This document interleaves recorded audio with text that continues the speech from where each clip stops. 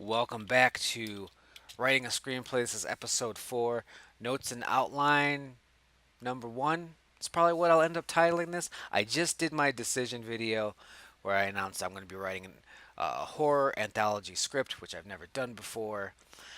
And now the process begins. The process of pre-writing all the notes, the outlines, the character bios, the dialogues, the research, all of the stuff that happens before we type fade in. I call it pre-writing, and to me, that's what screenwriting is. To a lot of people, it's getting the laptop and going to Starbucks and drinking your coffee and doing all that sort of thing. That's what people like. That's what people like. But for me, this right here is screenwriting. And this is where it all gets done, because once we open Final Draft or whatever screenwriting software, it's just a technicality at that point. We've already written the screenplay. We're just transcribing it from our notes to the document itself, and we're polishing it up, and we're using flowery, beautiful language. So now the process begins. Notes for the horror anthology. Now this is what I like to do with my note document. One of the first things I like to do is I like to use Times New Roman and make it look a little fancy. Let's make it a little bit bigger so I can see it, because I'm an old man. This is how it begins, with an empty document. This was an empty document, and now we're moving forward. And I will eventually come up with a title, a bunch of them, and we'll see which one works the best. Log line. So we don't have to put something there now. This is just what I like to do when I'm outlining. One of the first things I do is I make a little subheading called notes. I like to do a little subheading called outline. Chicka chow. I like to do a little subheading for characters. Chicka chow. And that right there is the basis for everything that's going to happen moving forward. Now we're going to do some fun stuff like research. We're going to do visual outlines. We're going to work on this cork board behind me with note cards. That'll be a bit down the road. But right now, for the next couple weeks, this is where we're going to live. Right here. Now, notes. I do this for a couple reasons. This way. First of all, a lot of folks, screenwriters and writers in general, would probably have separate documents. They'd have a character document, an outline document, and notes, and of course, the project itself. I don't. I like to have it all in one place. It's not that hard to scroll. And two, what's going to happen, and I'll show it again when it presents itself, is I'm going to be working on this outline and this structure often. That's going to be the meat of it. But I'm going to have a laundry list of notes right here.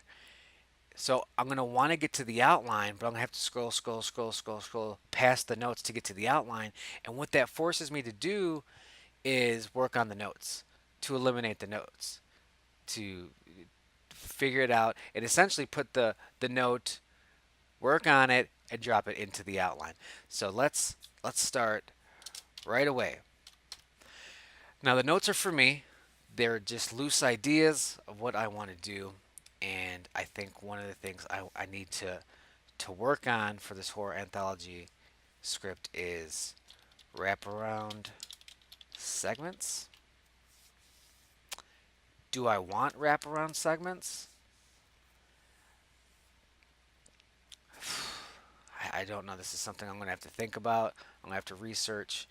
Um, One horror anthology film that I'm going to try not to ape. And it's going to be sort of hard because they did a lot of things right, and I'm not here to try to do things wrong. It's a movie called Trick or Treat. Very good film. They did a couple things that it's going to be difficult not to do.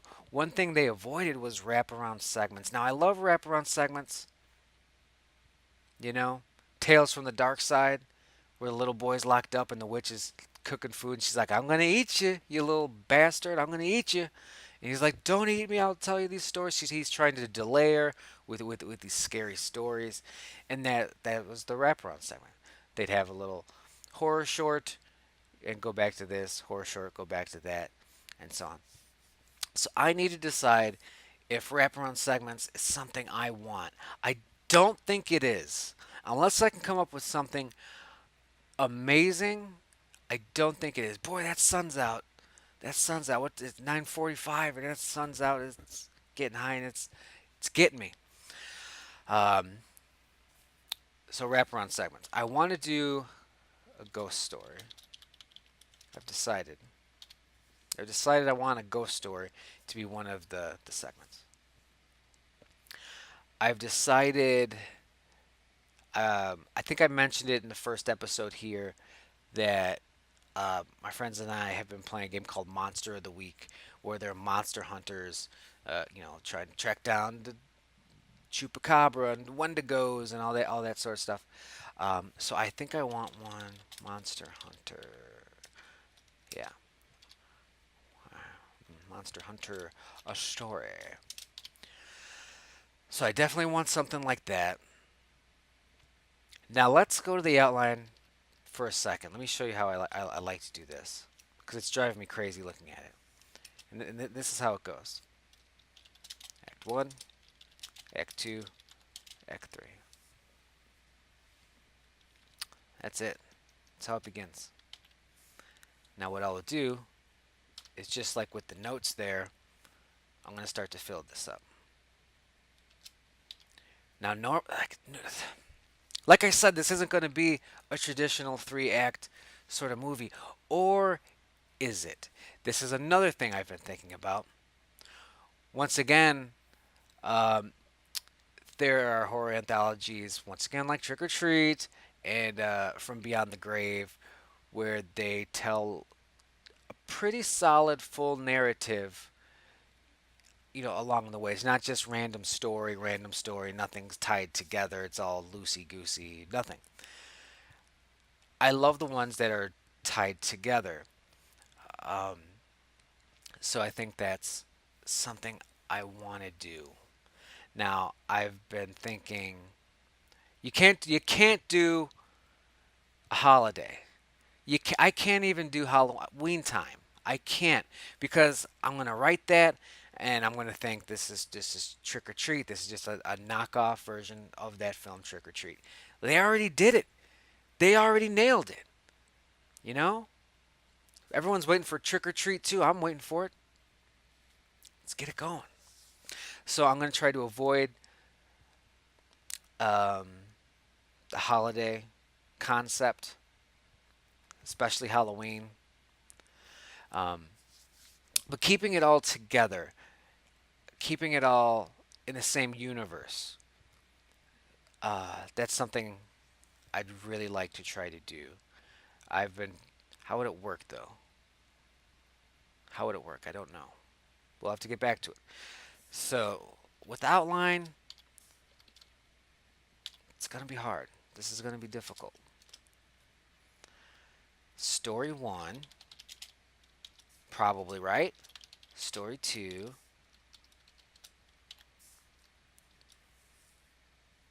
Story 3 in Act 2, Story 4, Story 5, and then we go home big with a Story 6 and 7, or see, and it depends how long these stories are. It could be 3 to 4 segments. It could be 26. It could we could go the ABCs of Death Route, where each letter of the alphabet gets its own little horror short. That's a lot. That's a lot of stories. I don't think we'll do that. I don't think we'll do that. But I do think I want them to almost work as individual scenes. Here's an embarrassing story. I had no intention of telling this. Um, when the movie Scream came out, I know a lot of people have kind of soured on the Scream franchise. When it came out, I forgot how old I was. I was a little boy. I was dumb. Some things haven't really changed. But I saw it in theaters. I don't remember why. I was too young to see that shit. Um, Even though it's not gory, but she gets stabbed right in the beginning. Ah, shit. The opening is Drew Barrymore, obviously, and the killer stalks her and all the phone stuff, and like I just said, gives her a good stabbing. Now that scene goes on for what, 12, 15 minutes? Let me get on the phone. Let me get on the phone here. I'm gonna find out. How long is the opening scene in Scream?